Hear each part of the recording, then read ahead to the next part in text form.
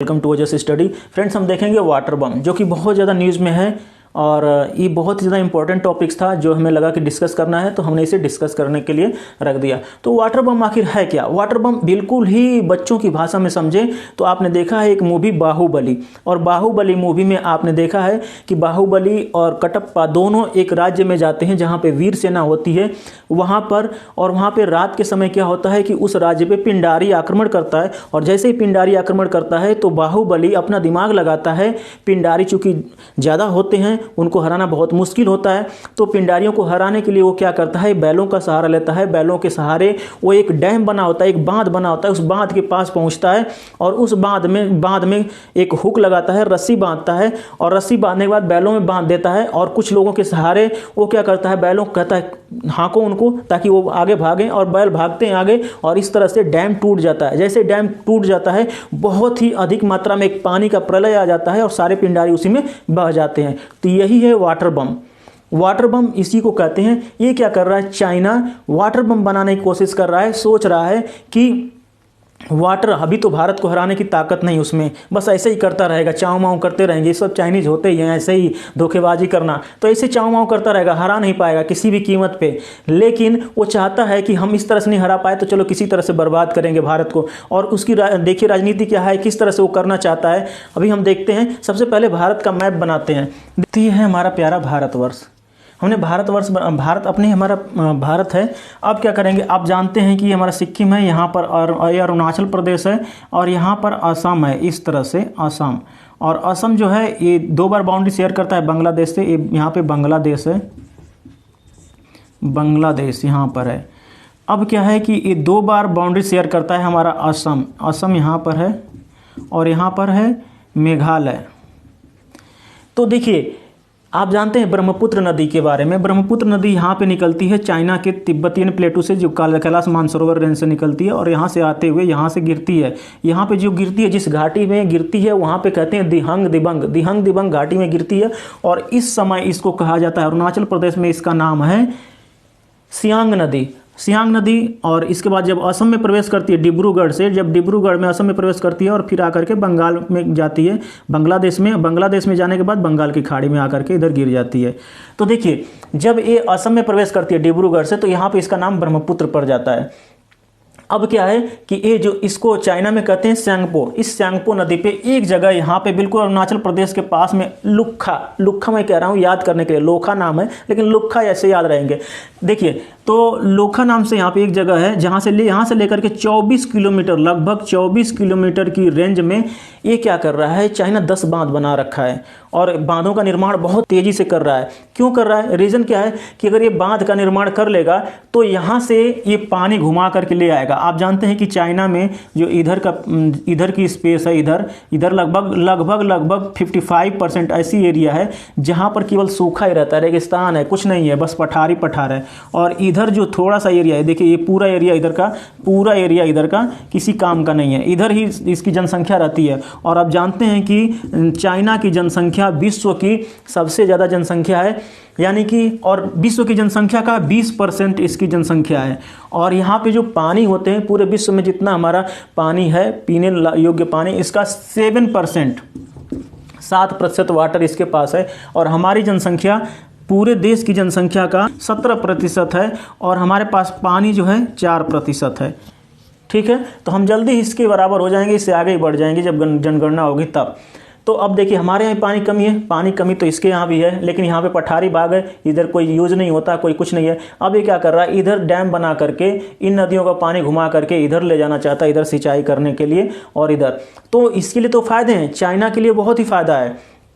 China के लिए क्या क्या फ़ायदा है अगर देखा जाए तो चाइना को क्या क्या फ़ायदा होगा। पहला फ़ायदा होगा जो कि इसको सबसे बड़ा फ़ायदा सामरिक दृष्टि से होता है। अगर सामरिक दृष्टि से देखा जाए तो इसको सबसे बड़ा फ़ायदा होगा। दूसरा फ़ायदा क्या होगा, दूसरा फ़ायदा होगा इसके लिए कि बिजली के लिए फ़ायदा करेगा, यानी कि आर्थिक फ़ायदा होगा। और तीसरा होगा सामाजिक फ़ायदा भी इसको होगा।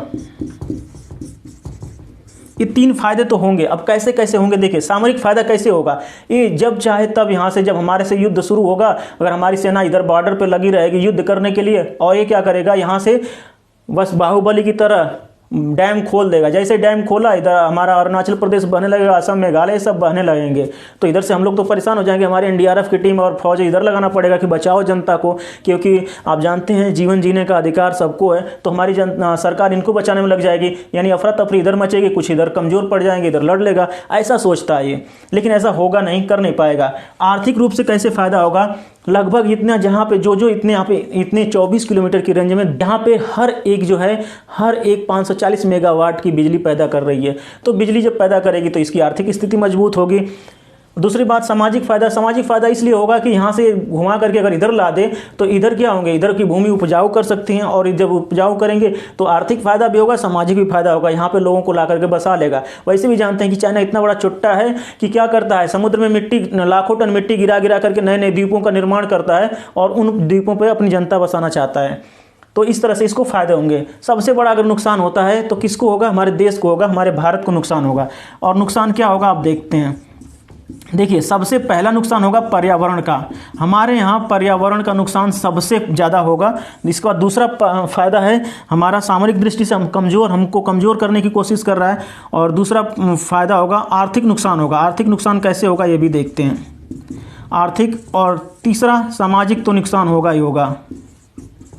देखिए, ये ऐसी चीज़ें हैं जो हर जगह फिट बैठती हैं। अगर आप चाहें तो लिख सकते हैं इनको, अगर रिटन एग्जाम कभी भी होता है तो।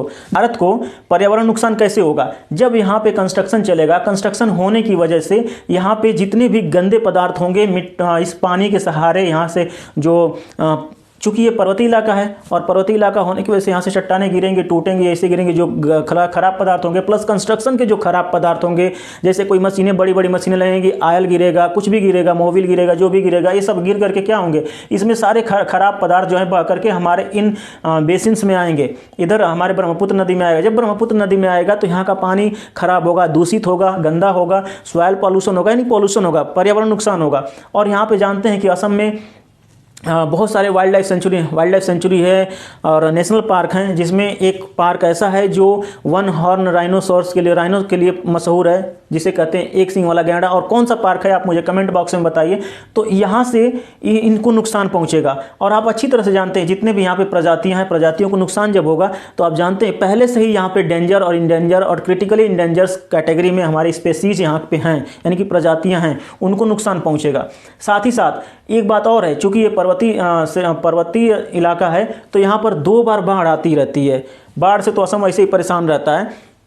2 बार बाढ़ आती है। एक बार आती है जब गर्मी होती है, तो गर्मी की वजह से ये ग्लेशियर पिघलते हैं, पिघलने की वजह से जो छोटी छोटी इनकी नदियाँ, सहायक नदियाँ, उनकी वजह से ये सब मिला करके बाढ़ लेकर के आती हैं, और कुछ ये पानी लेकर के आता है, ब्रह्मपुत्र का पानी बढ़ जाता है और बाढ़ आ जाती है। दूसरी बात, जब बारिश होती है तो बारिश के समय भी ये जो नदियाँ, छोटी छोटी नदियाँ, और प्लस ये भी जब बारिश, यहाँ पे आप जानते हैं कि असम में सबसे ज़्यादा बारिश होती है, जहाँ पे एक जगह है मोहसिन राम, वहाँ पे सबसे ज़्यादा, विश्व में सबसे ज़्यादा बारिश होती है। तो इसकी वजह से ये सब क्या होते हैं कि तभी भी पानी ज़्यादा हो जाता है, जलस्तर बढ़ जाता है और बाढ़ आ जाती है, तबाही हो जाती है। लोग परेशान रहते हैं यहाँ पे हमेशा बाढ़ से। तो अब ये क्या करेगा, कभी भी अगर ओपन कर दिया तो हमारे लोग इधर के परेशान हो जाएंगे। तो पर्यावरण नुकसान हुआ। आर्थिक नुकसान कैसे होगा? यहाँ पे दिहंग नदी है जो इसकी सहायक नदी है। दिहंग नदी पे अभी जो है हमारे भारत का, हमारे देश का सबसे ऊंचा बांध बनने वाला था, जिसकी लंबाई थी 278 मीटर। वैसे टिहरी बांध जो कि उत्तराखंड में भागीरथी नदी पे बना है, उसकी लंबाई है 260 मीटर। वही अब तक भारत का सबसे ऊंचा बांध है। लेकिन ये बांध बन जाता दिहंग नदी पे, तो दिहंग नदी पे जो बांध बनेगा अरुणाचल प्रदेश में, वो हमारे देश का सबसे ऊंचा बांध होगा, जो जिसकी ऊंचाई होगी 278 मीटर।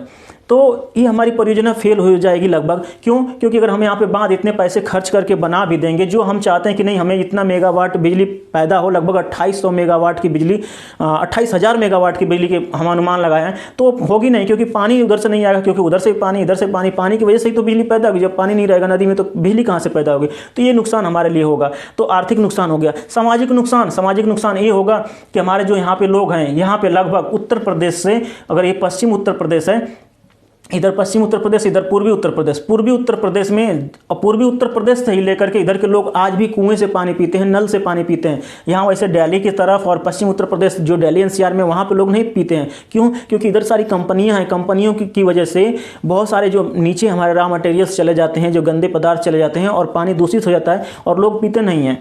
अगर पिए तो बीमार हो जाएंगे। तो इस तरह से यहाँ से पूर्वी उत्तर प्रदेश से लेकर के इधर के सभी पानी हमारे तक लगभग स्वच्छ पाए जाते हैं और लोग ऐसे ही पी लेते हैं, तो वो हमारा सामाजिक नुकसान होगा।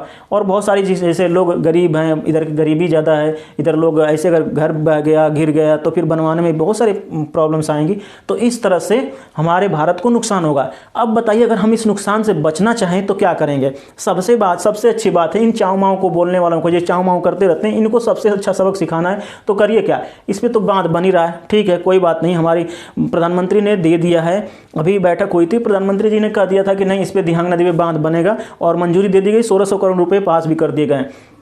अब क्या है, हम जो यहाँ पे आ रही है ये नदी निकल करके, ये नदी जो आ रही है सिंधु नदी पे हम भी सिंधु नदी का पानी रोक दिया करें। जब सिंधु नदी का पानी रोकेंगे तो भाई पाकिस्तान इधर से फड़फड़ाएगा, पाकिस्तान फड़फड़ाएगा तो क्या करेगा, कि अगर कहीं भी जाएगा तो कहेंगे कि नहीं आप डेटा दीजिए कितना बांध बनाए। वैसे हमारे यहाँ भारत में सबसे ज़्यादा अभी 3200 बांध टोटल हैं और उससे अधिक भी हो सकते हैं, लेकिन 3200 बांध हैं। अब ये क्या करेगा, ये डेटा अगर कोई डेटा मांगता है तो हम डेटा देंगे, तो सबसे पहले कहेंगे कि चाइना को, चाऊ माऊ को कहो कि ये भी डेटा दे। इतना चोर है कि ये अपना डेटा भी नहीं देता कि ये कितना बांध बना रहा है, कितना नहीं, क्या कर रहा है, कभी किसी चीज़ की डेटा नहीं देता।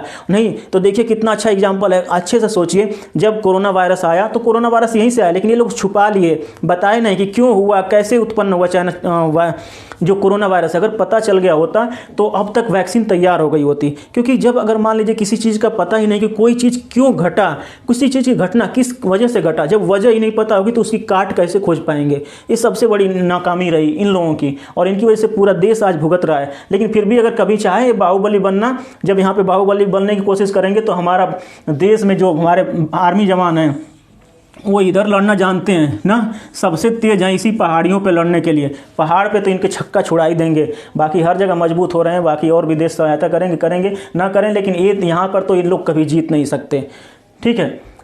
तो इस तरह से हमारा रहा। हाँ, बचना है तो सबसे पहले हम यहाँ पे पाकिस्तान को परेशान कर दें। दूसरी बात, हम ला करके यहाँ पे, अभी देखिए ये यहाँ पे कंस्ट्रक्शन का काम नहीं करने देता। यहाँ पे हमारे कंपनियाँ ला करके यहाँ पे जो FDI, फॉरेन डायरेक्ट इन्वेस्टमेंट, यहाँ पे इन्वेस्टमेंट नहीं करने देता। जो फॉरेन की कंपनियाँ इन्वेस्ट करना चाहती हैं लेकिन ये करने नहीं देता। हम क्या करें, हम अमेरिका को ला दें, अमेरिका के साथ संधि करके अमेरिका को लाएं, इजराइल को लाएं और यहाँ पर ला करके उनको उनकी कंपनियाँ बैठा दें, यहाँ पर वो कंपनियाँ खोल देंगे, तो वैसे ही ये परेशान हो जाएगा। तो परेशान करना है तो इस तरह से परेशान कर सकते हैं। 2 सलूशन इसके लिए अच्छे हैं, पाकिस्तान को परेशान करो प्लस अमेरिका और इजराइल को ला करके इधर इन्वेस्टमेंट करा दो, फिर ये तो समझ में आ जाएगा इसको। क्योंकि ये अगर इधर पानी रोकेगा तो उधर से वो लोग भी अपना जो भी इन पर बैन लगाते रहेंगे। बाकी तो इसके पास वीटो पावर है, और कुछ नहीं कर सकते, जितना था इतना कर सकते हैं। कैसी रही ये वीडियो? अगर अच्छी लगी तो लाइक करें, शेयर करें और सब्सक्राइब करें। जय हिंद दोस्त।